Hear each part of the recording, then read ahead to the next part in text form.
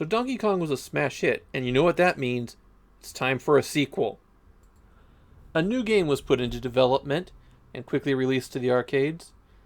And on July 15th, 1983, that game was brought home for Japanese players to a new console. Yes, when they picked up their SG-1000, they could get Congo Bongo, the game that started as a sequel to Donkey Kong from the programmers of that game, Ikigami Tsushinki.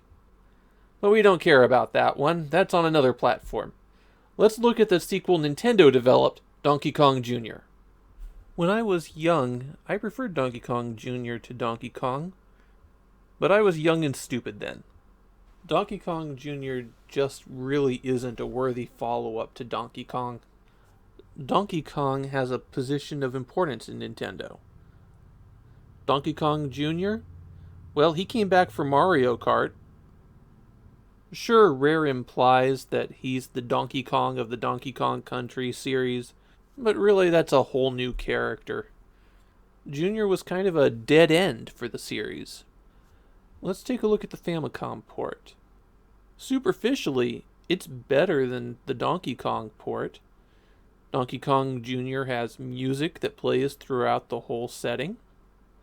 It's got all 4 stages of the arcade version. There's less compromises in bringing Donkey Kong Jr. home than there were in bringing Donkey Kong to a home console. And that's despite it being a more recent game. But Donkey Kong Jr.'s gameplay is where the failings of it are. Let's walk through this board by board and take a look at how it works. The goal of most of the levels is to get to Mario, who's holding Donkey Kong captive. You climb the vine at the end of it, touch the key, and Mario steals Donkey Kong away to the next stage. With the first vine stage, Jr. has to climb up and around while avoiding the snap jaws. The blue snap jaws depart from Mario and wander along that top platform until they climb down a vine and fall off the bottom of the stage. The red ones wander back and forth across the stage. The one on the left is kind of stuck in that platform area, and the one on the right can wander freely between the vines. Jr. has 2 different climbing moves.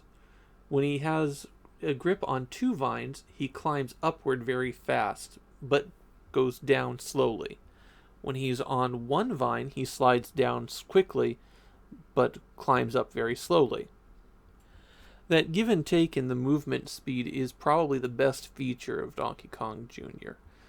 It's something that came back in the Donkey Kong Country games as well. The problem is that there's only 1 stage that actually uses that movement speed mechanic. You can see this on this vine stage. You can climb up the first pair, but then when you go to the 3rd vine over, you have to only use 1 hand. You get to the far side, there's no reason not to climb up with 2 hands. There's a very narrow path that you can follow to get through the stage, and there's not much room for dodging or maneuvering. The fruit gives you a weapon as a chance to increase your score. Knocking it loose from a vine will make it drop, and if it hits an enemy on the way down, you'll get some points. And those points grow if you hit multiple enemies. There's one more option for dealing with enemies, but you won't see it very often. You can jump over them like you could with the barrels in the original Donkey Kong. That nets only 100 points, and the real quirks in the design show up in the 2nd vine stage. Immediately upon starting the stage, you're faced with the spring, and you can jump off that spring to get to the lower platform and take the slow, long path around where you might encounter an occasional egg drop from a bird, then climb up, then have to make a jump to a vine, and then land on the platform, and then another jump, and then finally cross over. Or you could just jump from the spring and land on that moving platform. The grip that extends up and down means that you have to time your jump a little bit better, but even there, it doesn't move once you've grabbed onto it. There's no risk of falling off as it moves up. The birds come in a set pattern, first high and then low and then back again. Once the difficulty increases, it adds another middle tier, but it still follows a very set pattern, making them trivial to dodge. That lowest fruit, by the way, it can never hit a bird. It's pointless. Again, with this vine stage, you follow a very narrow path around. There's not many options for where you can go or how you can dodge, until you wind up at Donkey Kong and move on to the next one. The electrical plant stage is the worst of the four. Just walk back and forth on those platforms, jumping over the sparks as they show up. You can even walk off the platforms here and you just automatically grab onto those wires. It's very easy to do this section. There's one more trick that's easy to show off on the spark stage. Donkey Kong Jr. can jump backwards if you press the opposite direction he's facing and the jump button at the same time. You don't get anything for doing this, but it looks kind of neat. The fourth and final board is the best of them. It involves pushing keys to the top to unlock the cage and free Donkey Kong. Here, the one- and two-handed grip on the chains actually comes into play, as you have to be able to move up and down swiftly to avoid the birds. The bottom is a safe zone. The birds don't go down that low, so you won't be hit by them. And if you're not standing directly underneath the chain, a snap trap won't get you either. So you've pushed all the keys to the top and unlocked the cage.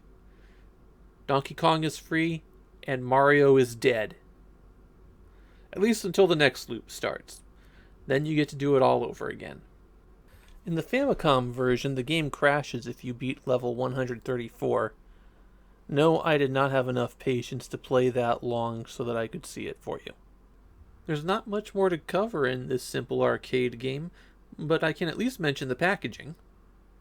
Donkey Kong Jr. is one of the early games that got a cart variation, as later releases replaced the Pulse Line label with one that included the image from the front of the box. Another re-release was packaged in with the Sharp Famicom Twin, the Famicom and disk system in one unit. That cartridge came with Donkey Kong Jr. and a stripped-down version of Donkey Kong Jr. Math on it. So Donkey Kong Jr. has an interesting mechanic with its vine climbing, but it doesn't really use it effectively. The stages feel even more constrained than the ones on Donkey Kong. Overall, it's an okay early arcade game, but not one that really feels like an all-time classic either.